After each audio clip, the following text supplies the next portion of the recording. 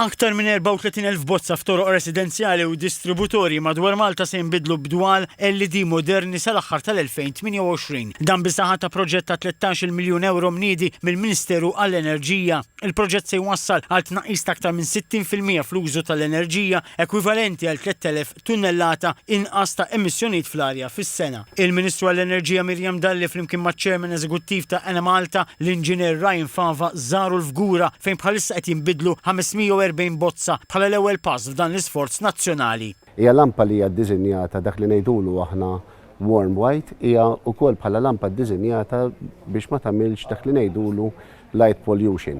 Huwa investiment li ħankun qed innaqsu l-emissjonijiet b'60%, ġifieri huwa investiment sostenibbli wkoll. Id-dwol il-ġodda magħmulin b'teknoloġija fuq il-cut-off inaqsu t-tniġġis tad-dawl u jipproteġu s-sema bil-lejl. Il-kulur tagħhom jagħmel inqas ħsara l-biodiversità u jagħmel inqas l-għajnejn tar-residenti. L-inizjattiva se tnaqqas ukoll l-ispejjeż tal-manutenzjoni għall-kunsilli lokali għax id-dwal li jdumu id-doppju tal-ħin meta ma qabla mal-bozzozz tradizzjonali. Il-viżjoni tagħna hija li jkollna sistema ta' distribuzzjoni tal-elettriku, sistema tal-elettriku ġenerali aktar moderna, aktar reżiljenti u aktar effiċjenti.